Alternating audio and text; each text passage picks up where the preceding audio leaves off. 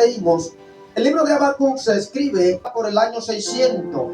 Algunos aluden a que se escribió en el 610 y hay quienes creen que se escribió en el 605. De manera pues que si se escribió en el 610, para el 600 habían pasado ya 10 años. Y si fue en el 605, entonces habían pasado 5 años. Lo importante es que fue en ese trayecto. Podría darse el caso que fuese en el 607, pero también en el 602 o 603. De manera que fue buscando esos años antes de Cristo. Y cuando Habacuc escribe, lo primero es que el libro de Habacuc describe una época de densa tiniebla, una densa oscuridad arropaba al pueblo de Israel, específicamente en el reinado de Judá, ya que en esta época los babilonios tenían un imperio establecido sobre ellos y los maltrataban y los amenazaban. Y ellos vivían en un temor. Entonces el profeta Habacuc, gloria al Señor, escribe en el capítulo 3 una oración. Y la oración que el profeta Habacuc está escribiendo probablemente está describiendo el miedo que él está enfrentando en la situación que está viviendo, lo que nos lleva a vivir en el siglo 7 aproximadamente una tiniebla, una oscuridad. Cuando digo tiniebla no es porque no había energía eléctrica o porque no había lámpara. Estoy hablando por el caos, por la crisis emocional y por la crisis espiritual que estaba viviendo Judá en ese momento. ¿Por qué digo crisis emocional? Porque cuando usted tiene un problema con una persona que lo está torturando o que le está haciendo la vida imposible, usted no puede crecer espiritualmente. Usted está atado y prisionero espiritualmente. Por eso es que el salmista David, en un momento dado, le ruega al Señor: saca mi alma de la cárcel. Él no estaba preso físicamente, pero su alma estaba prisionera.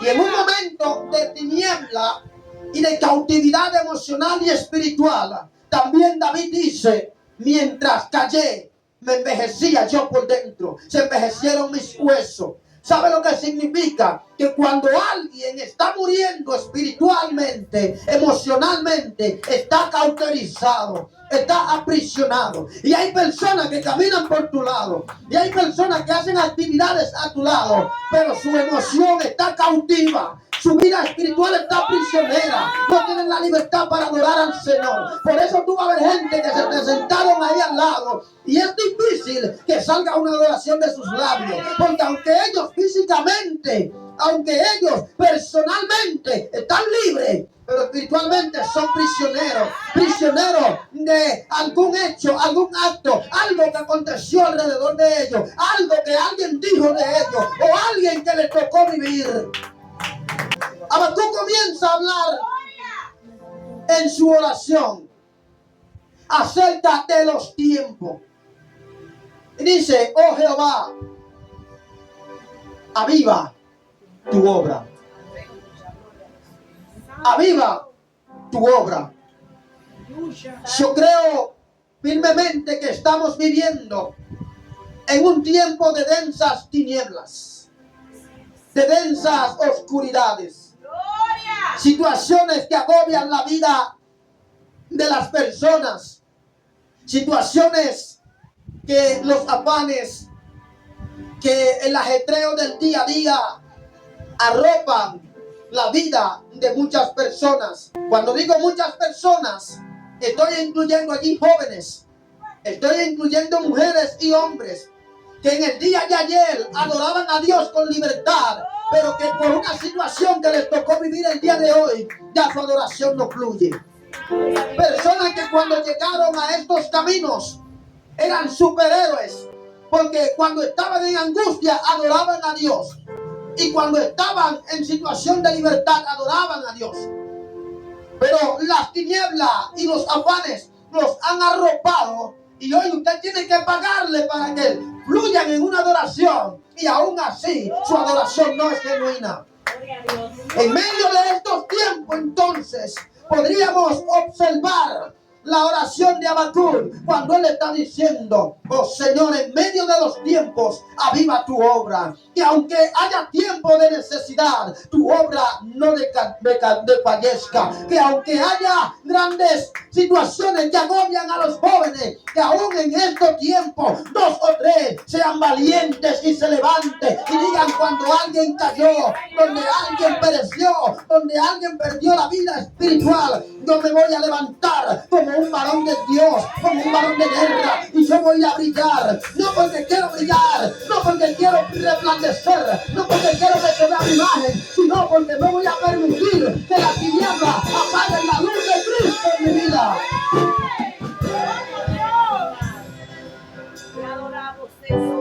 Aviva tu obra significa que la obra estaba muriendo.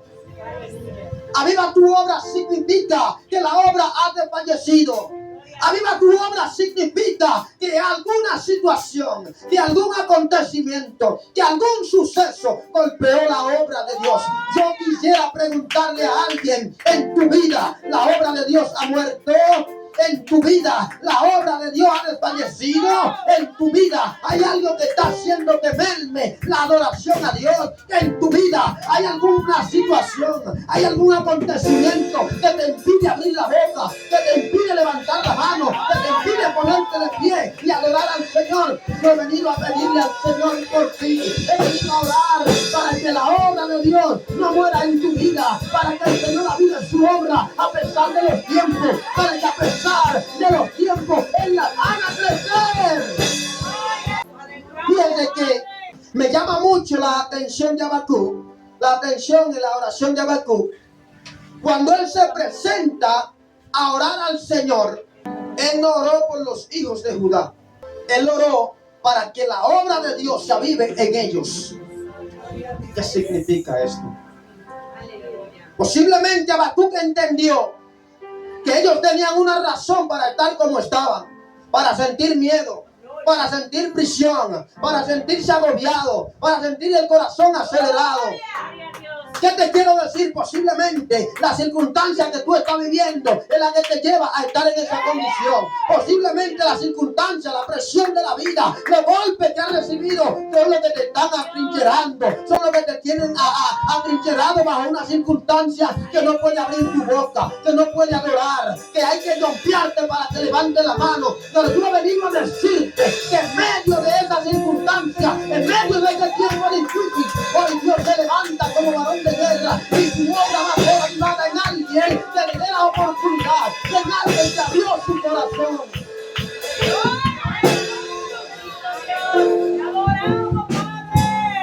Yo creo que lo que Dios hizo en la vida de nuestros jóvenes y de nuestros hermanos todos es una obra que debe marcar un antes y un después. Pero para que esto ocurra, alguien tiene que haber visto y atestiguar de las obras que Dios ha hecho en nosotros. Por eso es que estamos hablando de alguien que tiene sed. Parece ser que Habacuc tenía sed de Dios. Parece ser que Habacuc sabía que esa sed solamente Dios podía saciarla.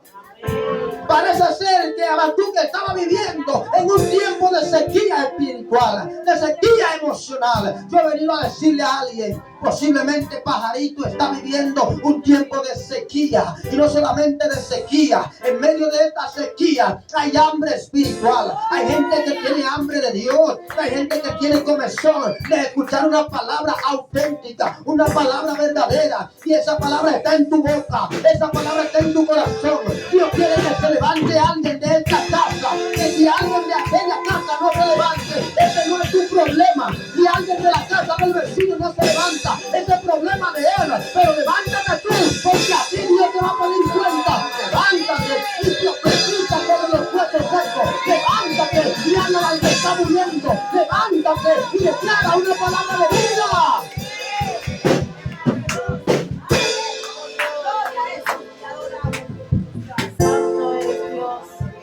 El empresas ha sido detenerse a observar el avance de la que le queda al lado.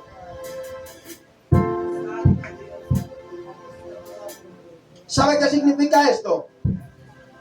Mientras yo estoy detenido mirando el avance del que me queda al lado, si avanza más que yo voy a vivir en competencia con esta empresa y voy a imitar lo que hace esa empresa. Pero si la empresa no avanza más que la mía, entonces yo voy a asumir que estoy actuando bien y me voy a quedar en ese estilo de vida y voy a hacer una empresa monótona. Fuera de allí voy a llevarte a lo espiritual.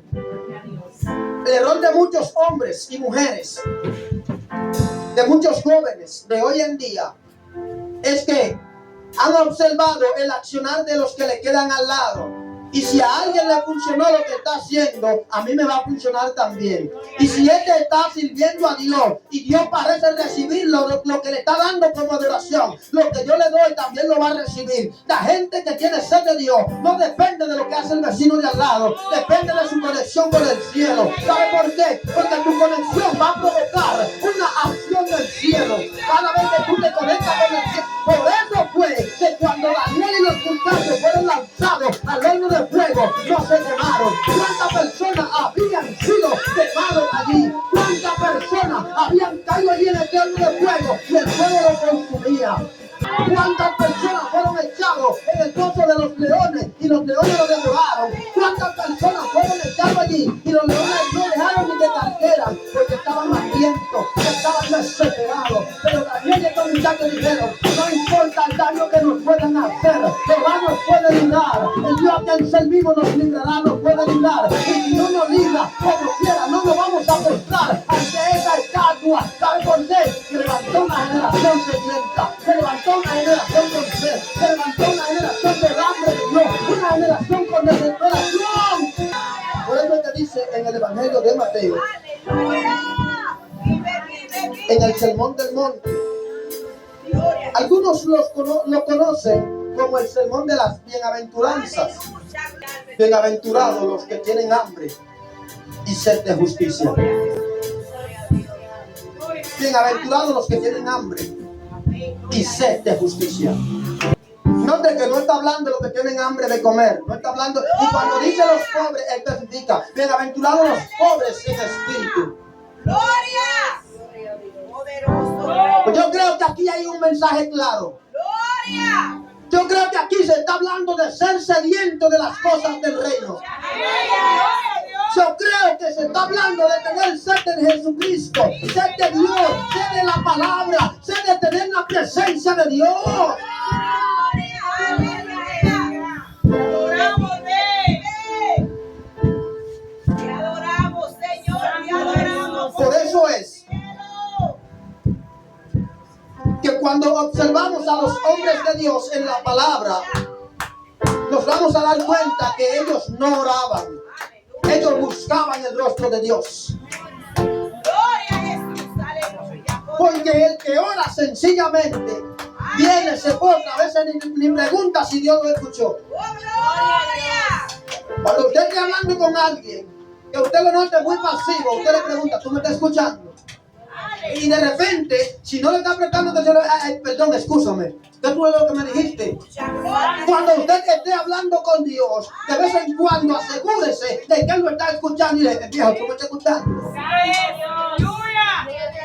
Y eso le va a dar a él la señal. No es que él no te esté escuchando. La señal que le va a dar es que tú estás interesado en tener su presencia porque tú estás sediento. Tú perteneces a una generación sedienta. Los que son de esa generación sedienta saben que bajo cualquier circunstancia, en cada proyecto que enfrentan, Dios debe estar con ellos. En cada paso que den, Dios va a caminar con ellos. El que es de la generación sedienta, cuando se va a la universidad, está seguro si Dios va con él. El que va a trabajar, está seguro si Dios va con él. El que sencillamente va para el médico, está seguro de que Dios va con él. ¿Sabe por qué? Porque tiene sed de Dios. No da un paso sin la presencia de Dios. El trabajo no es cuestión de conseguirse el que dice, varón. Por eso que tenemos gente que son prósperos en lo monetario, que son prósperos en lo físico, pero en lo espiritual se están muriendo. Ay.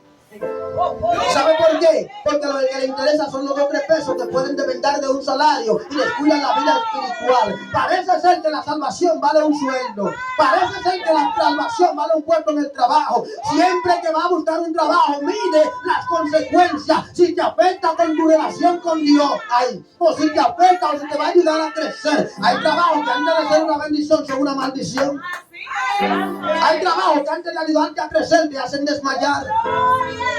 Yo no te estoy diciendo que no trabajes. Lo que te estoy diciendo es que tome a Dios en cuenta a la hora de tomar un trabajo. Que tome a Dios en cuenta a la hora de avanzar. Que le demuestre a Dios que tú eres sediento. Que le demuestre a Dios que tú perteneces a una generación sedienta.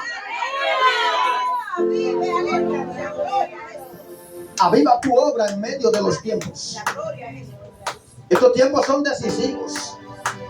Son tiempos de responsabilidad. Son tiempos de analizar cómo estamos caminando. Son tiempos de analizar cómo nos estamos moviendo. Si usted observa, hay gente que el día que estaban desempleados, Santo Dios, no sé si me dan permiso para decirlo, el día que estaban desempleados no les faltaba nada porque estaban día y noche buscando el rostro. El día que estaban desempleados estaban orando al Señor y Dios se encargaba de sus necesidades. El día que consiguieron un trabajo, que están viendo un buen sueldo, el dinero se le, como dicen por ahí, agua y sal, se le desaparece. ¿Sabe por qué? Porque quitaron a Dios de donde estaba sentado y pusieron... Yo sabía que no le iba a gustar la hora. Quitaron a Dios de donde estaba sentado y sentaron el trabajo. El lugar, ¿sabe? Porque se enfocaron. El problema no es el dinero. El problema es cómo lo estamos consiguiendo. Deja a Dios que sea la esencia de tu vida. Deja a Dios que sea el centro de tu vida. Demuéstrale que tienes sed de Él. Demuéstrale que tú tienes sed de Él. Demuéstrale que está interesado en crecer. Que está interesado en avanzar. No sé ni siquiera por qué estoy hablando de eso. Eso no es parte del guión.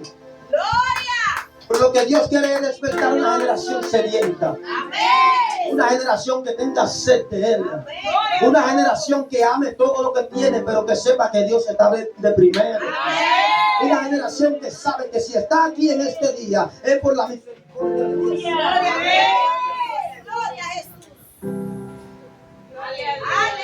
Aleluya. ¿Sabe lo que significa eso? Que no va a dar un paso sin consultar a Jehová. Que no va a dar un paso sin confirmar que Dios ya lo aprobó. Que en el nombre del Señor. Dios está de acuerdo con que tú emprendas. Dios está dispuesto con bendecirte. Dios quiere expandirte. Dios quiere que tú crezcas. Dios quiere que de aquí salgan más empresarios de lo que está. Mira, a mí me está gustando en estos últimos días. Dios ha despertado un montón de emprendimiento en esta casa.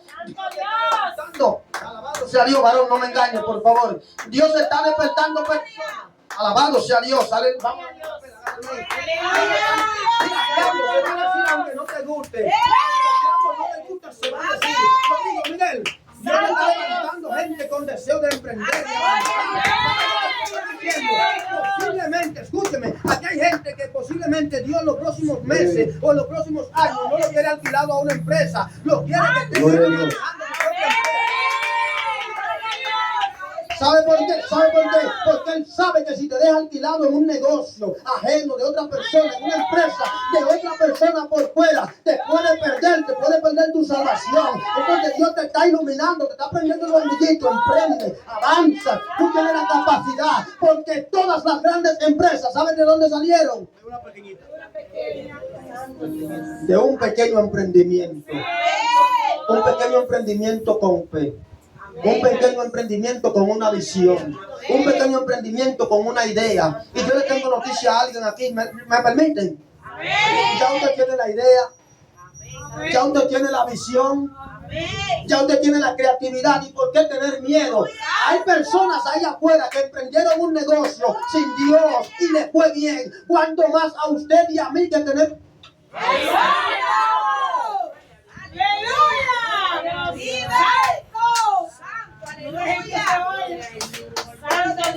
Si usted tiene a Dios, a usted le va a ir bien. Ponga a Dios en primer lugar. Asegúrese de que Dios está a bordo. Asegúrese de que Dios va con usted y arranque sin miedo. Usted es una generación sedienta y la gente que tiene sed de Dios. ¿Sabe qué es lo que me gusta? Yo me he sentado con gente que tiene una empresa y me dicen, ¿sabe qué es lo que me gusta de esto, varón? Que cuando yo trabajaba, yo dejaba de ir a la iglesia porque tenía que trabajar, estaba alquilado a alguien más. Y ahora que yo soy mi propio jefe, ahora que tengo una empresa, yo puedo irme a adorar a mi Dios en todo tiempo.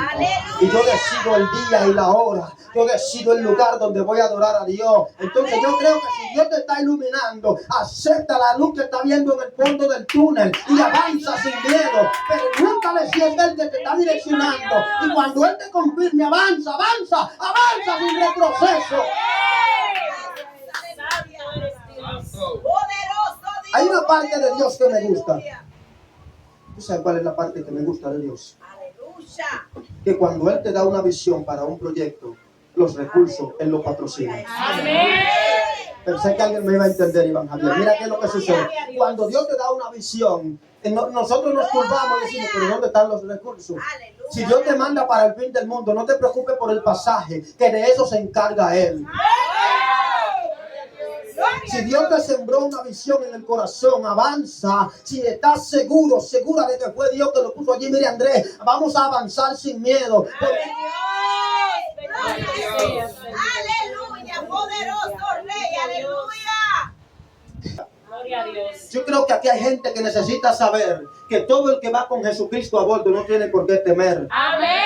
Todo el que tiene a Dios en su barca puede avanzar y va a llegar a puerto seguro. Todo lo que tú emprendas, siempre que tú seas de una generación sedienta, porque Dios lo que quiere saber es si tú vas a valorar más el proyecto que a Él. Avance un paso, sea con Él. Y antes de dar el primer paso, le pida dirección. Porque posiblemente yo te digo vete, pero no te digo por qué dirección. Gloria a Dios. Aleluya. Adoramos mi Dios. Santo es el Señor. Los límites los pones tú. Bendito Dios. Los límites los pones tú. Aleluya. Yo no vine a hablar de emprendimiento, yo no vine a hablar de crecimiento, yo no vine a hablar de bendición, yo vine a hablar de generación sedienta, pero parece ser que alguien necesitaba escuchar esta palabra, varón. Es lo necesario es que usted tenga la vista puesta en Jesucristo, los ojos puestos en Dios, avanza sin retroceso. Varón, el que no tiene fe no le agrada a Dios. Y yo creo que los impíos tienen fe, porque si ellos emprenden un proyecto es porque tienen fe de que le va a ir bien. Amén. Pensé que me iban a creer. Los que no adoran, los que no alaban, los que no se reúnen un domingo a esta hora para adorar a Dios, no pueden tener más fe que tú y yo. Pero ¿sabe qué es lo bueno? Que si usted y yo estamos aquí, vamos a salir de aquí renovados. Vamos a salir de aquí con una nueva visión. Vamos a salir de aquí con la visión que en la medida que creamos en Dios y que tengamos sed de Dios, que busquemos el rostro de Dios, vamos a avanzar a puerto seguro. Estoy hablando de una iglesia que pertenece a esa generación, a este grupo de personas que aún en medio de los tiempos difíciles va a seguir adorando a Dios, que aunque haya crisis va a seguir creyendo a Dios, que aunque la esté pasando lo peor de su vida va a seguir creyendo a Dios, que aunque el diablo se le pare de frente, usted le va a decir, diablo, quítate o te voy a cruzar por encima, porque yo voy hablando de la soberana vocación. Yo he puesto mi vida en Jesucristo, yo he puesto mi confianza en Él. Yo voy por más, yo voy a avanzar, yo voy a crecer. Y aún en medio de los tiempos difíciles, aún en medio de los tiempos de caos, aún en medio de los tiempos de angustia, aún en medio de la guerra en tu casa, aún en medio de la escasez en tu hogar, aún en medio de la batalla que está librando en el trabajo, aún en medio de la necesidad de un buen empleo, aún en medio del levantamiento que tiene donde trabaja, aún en medio de los levantamientos en el lugar de estudio, tú puedes seguir adorando a Dios, tú puedes seguir exaltándole, aunque te encuentre un compañero o alguien a tu lado que te está haciendo la guerra, tú puedes seguir adorando, porque tu adoración no depende de eso. Dios. Es que tú eres de una generación sedienta. Amén. y que tú eres de una generación que tiene sed de Dios. Ponte sobre tus pies.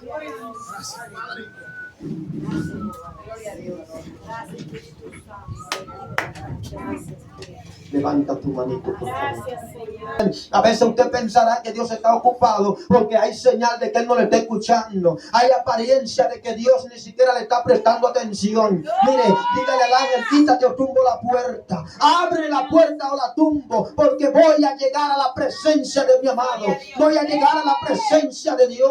No renuncie a la oración porque parece que no se te está escuchando. No renuncie a la presencia porque parece que no está a tu lado. No renuncie al secreto porque parezca como que Dios no lo está valorando, porque Dios sí lo está valorando. El problema es que te está dejando para que valores tú la presencia de Él. Es para que tú valores el sacrificio que estás haciendo. Es para que tú valores el sacrificio que has estado realizando. Sé que estás en crisis. Santo es Dios.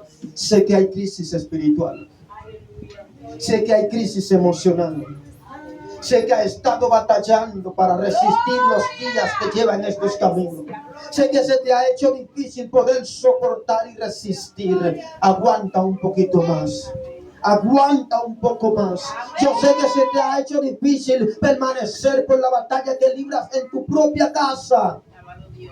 Aguanta un poquito más.